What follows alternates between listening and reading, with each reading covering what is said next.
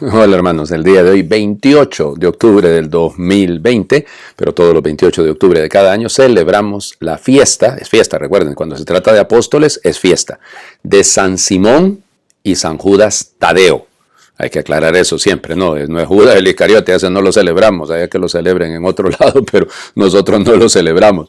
San Simón es el que normalmente se llama, siempre se pone casi al último de la lista, ¿no? Simón el Celotas o Simón el Cananeo. Era de Canaán, de Galilea, entonces por eso se le llama el cananeo. Y lo de celotes, es cierto, hay un partido en el mundo judío, cuando se habla de partido, una secta, ¿no? Es un grupo como los fariseos, los saduceos, los esenios, pero los celotes, esos revoltosos, celosos, que fueron los que provocaron, fíjense, la caída de Jerusalén en el año 70, porque se revolvieron en contra de los romanos. Pero en tiempos del Señor Jesús propiamente el grupito no existía. O sea que muy probablemente eso de celotas le viene porque era fogoso y era un poco, digamos, fanático en ese sentido, y por eso se le puso el celotas o el celotes.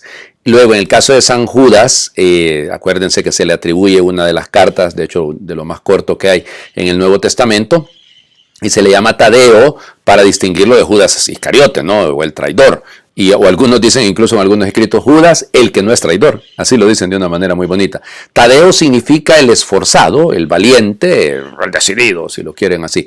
Se le representa generalmente con una medalla con el rostro de Cristo, porque según la tradición era pariente con el Señor Jesús del lado de la Virgen. Y acuérdense que Jesús toma carne, el verbo toma carne de María, y entonces por eso el parecido, digamos, que miraban entre Judas Tadeo, porque era primo del Señor Jesús, de alguna manera. Entonces por eso siempre se le representó así. Hay alguna confusión con respecto al lugar donde fueron martirizados. La tradición sostiene que ambos fueron martirizados. Unos hablan de que fueron martirizados en Abisinia, es decir, en la región de hoy, lo que hoy en día sería más o menos Eritrea, Etiopía. Otros hablan de que fueron martirizados, la mayoría, en Persia, o sea, y eso es lo que la mayoría sostiene. Y se les celebra juntos porque aunque originalmente ambos comenzaron evangelizando, uno en Samaria, otro en Arabia y todo, pero al final terminan juntos y serán martirizados de una manera muy, muy cruel. La tradición dice que por eso se le representa a veces a San Simón con una sierra, porque dicen que lo serrucharon. En el caso de San Judas Tadeo con un bastón, con un bordón, digamos, porque lo agarraron a palos. Insisto, esto es lo que la tradición sostiene. Sus restos, pues lo vamos a dar. Las reliquias se trasladaron a la sede vaticana, de hecho están en San Pedro en Roma, pero hay también algunas reliquias que están en otros lugares. En Polonia hay una gran devoción a San Judas Tadeo, y en América Latina no digamos, porque es el abogado de las causas desesperadas, ¿verdad? Y entonces siempre se le invoca cuando hay situaciones muy, pero muy difíciles. Bueno, vamos a las lecturas del día de hoy. Son propias, lógico, porque como se trata de fiesta de apóstoles, la primera sí es de la carta de los Efesios, pero del capítulo 2, versículos del 19 al 22.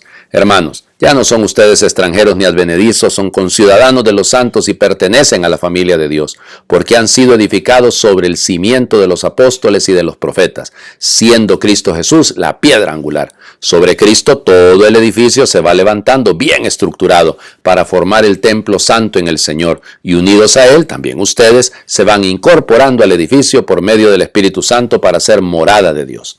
Palabra de Dios. Te alabamos, Señor. Sobre el cimiento de los apóstoles y de los profetas, ustedes están cimentados, no son cualquier cosa, no son extranjeros ni advenedizos, dice San Pablo, no es que son ahí unos agregados culturales, no. Ustedes realmente forman parte de la familia de los santos, que está cimentada, pertenecen a la familia de Dios, cimentada sobre los apóstoles. Y Cristo es la piedra angular. Esto es la clave de todo, ¿no? Bueno, sí es lo que decimos nosotros, ¿no? Hay gente que me sorprende, por ahí leía yo, ay Dios mío, es que la gente en serio no tienen oficio, como diría mi abuelita, a decir cosas sin ningún conocimiento, no saben ni de lo que hablan y se ponen a despotricar. El Santo Padre ha electo en estos días, ha elegido a nuevos miembros para el colegio cardenalicio, porque faltaban pues para completar los 120 que normalmente se pide para el momento del cónclave, y ha elegido a otros también que por la edad no pueden ser directamente electores en un futuro cónclave. Pero lindo el gesto. Y empieza la gente, ay Dios mío, a decir cosas que yo no sé qué barbaridad. Y una señora ahí que escribía decía, porque alguien le contestó, ¿y usted conoce? Porque ella criticando que todos esos cardenales son masones y son de la teología de la liberación. Y yo digo, esta pobre señora no conoce a ninguno y se pone a decir eso. Ni siquiera los conoce. Yo que conozco a 3, 4 de ellos, que sé quiénes son, de teólogos de la liberación no tienen nada. Y de masones muchísimo menos. Pero la gente es así, ¿no? Este fanatismo en el que caemos, ¿no? Es del de Simón Celotas, es una locura. Y entonces la señora, cuando le dijeron que, pues señora, pero usted ni siquiera, no, es que yo estoy formada, yo soy católica romana. Yo le quedé, bueno, qué pena con ella, ¿verdad? Pero resulta ser que en el credo lo que decimos es que la iglesia es una santa católica y apostólica, no romana. Que la sede de la iglesia, digamos, porque está ahí el Papa, porque ahí está enterrado Pedro y Pablo, es Roma, sí, pero yo no soy de la iglesia romana, yo soy de la iglesia hondureña en este caso, de la iglesia centroamericana, de la iglesia latinoamericana, no sé cómo llamarle, no sé si me explico. O sea, pero estas locuras, hombre, por favor, cimentados sobre los apóstoles, no cimentados sobre teorías y sobre locuras. Lo nuestro está ahí. Si la iglesia es apostólica y valoramos el papel de los apóstoles y sus sucesores, somos de la familia de Dios, unidos a Él. Eso, unidos a Él. También ustedes, dice Pablo, se van incorporando al edificio. Bueno, no nos separemos de este edificio formado por el Espíritu Santo, sostenido por el Espíritu Santo. No caigamos en estas locuras. Seamos realmente hijos de la iglesia. Algunos dirán, no, sí, pero tengo derecho también a criticar.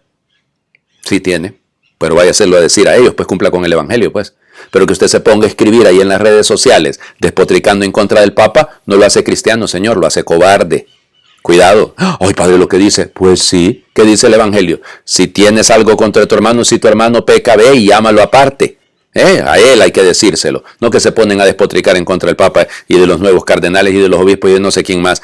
Claro que hay obispos y claro que lo han habido en la historia y cardenales también los hay, ya que efectivamente no han cumplido bien con su misión. Pero eso no es la iglesia. La iglesia no la medimos por los que han actuado mal, la medimos por los que han vivido bien, como los santos mártires en este caso. El Evangelio. Leemos el Evangelio de Lucas, nada más que nos hacemos otros versículos para atrás, 6 versículos del 12 al 19. Por aquellos días Jesús se retiró al monte a orar y se pasó la noche en oración con Dios. Cuando se hizo de día, llamó a sus discípulos, eligió a 12 de entre ellos y les dio el nombre de apóstoles. Eran Simón, a quien llamó Pedro, y su hermano Andrés, Santiago y Juan, Felipe y Bartolomé, Mateo y Tomás, Santiago el hijo de Alfeo y Simón llamado el fanático, Judas el hijo de Santiago y Judas Iscariote que fue el traidor. Al bajar del monte con sus discípulos y sus apóstoles, se detuvo en un llano. Allí se encontraba mucha gente que había venido tanto de Judea y Jerusalén como de la costa de Tiro y de Sidón. Habían venido a oírlo y a que los curara de sus enfermedades, y los que eran atormentados por espíritus inmundos quedaban curados. Toda la gente procuraba tocarlo porque salía de él una fuerza que sanaba a todos. Palabra del Señor. Gloria a ti, Señor Jesús. Jesús ora y elige. ¿Y usted qué hace? Elige sin orar. Decide sin orar. Mal ejemplo es que estamos siguiendo del maestro, ¿no? Porque el maestro lo que hace primero es orar, luego decidir. Y eso. ¿Y a quién elige? ¡Ay! A gente perfecta, pura y santa. Por favor, hombre. Si en la iglesia no se han visto en el espejo últimamente, digo.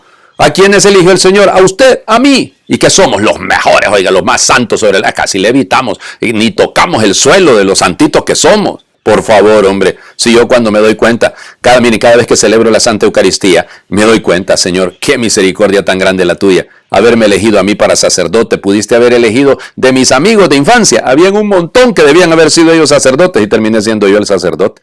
Eso es, así de sencillo, lo que el Señor quiere. Cada uno tiene su vocación. Bueno, Él llama a quien Él quiere. Lo llamó a usted, me llamó a mí. Critiquemos al Papa, critiquemos a los obispos, critiquemos a estos sacerdotes, critiquemos a este matrimonio, critiquemos. Por favor, hombre, dejémonos llamar por el Señor para que prolonguemos su obra, para que también nosotros vayamos a la necesidad de la gente que le anda buscando, que quiere tocarlo, que quiere palparlo. Nosotros somos las manos del Señor Jesús, somos la extensión de sus brazos, somos la extensión de sus pasos, de su voz, la extensión de sus ojos, de sus oídos. Somos la iglesia, el cuerpo de Cristo. Y por lo tanto lo nuestro es ser iglesia apostólica. Sí, padre, de ahora en adelante usted se va a llamar el apóstol Juan. Es que con solo pensarlo me resulta la cosa más ridícula sobre la faz de la tierra. El profeta, no. No, cada uno en lo suyo, cada uno en su ministerio, cada uno cumpliendo bien con la tarea que el Señor le ha encomendado. Hagamos oración. Señor, tú llamaste a Abraham, a Moisés, a Samuel, a Jeremías. A cada uno los llamaste por su nombre. Jesús, tú también llamaste a tus apóstoles por su nombre, y a mí también me llamas por mi nombre. Me llamas por mi nombre porque me conoces mejor que yo mismo. Conoces mi capacidad de amar, de trabajar, de entregarme, de escuchar y compartir. Esas capacidades que tú me diste y me ayudas a desarrollar, esas virtudes que alegran tu corazón. Conoces también mis miserias, mis egoísmos, mi individualismo, el orgullo que me aparta de ti y los hermanos. Conoces mi pobreza y me sigues llamando. ¿Y me sigues llamando? Sí, me amas tal como soy y cuentas conmigo. Y me repites lo mismo que dijiste a San Pablo. Tu fuerza se muestra perfecta en mi debilidad. A través de mi pobreza se hace presente la grandeza de tu amor.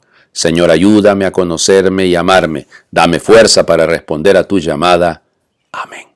Que Dios les bendiga y que el abogado de las causas desesperadas auxilie sobre todo a los que están desesperados en esta pandemia, a los que han perdido un poco la fe, lamentablemente por esta crisis. No la perdamos. Tengamos esperanza.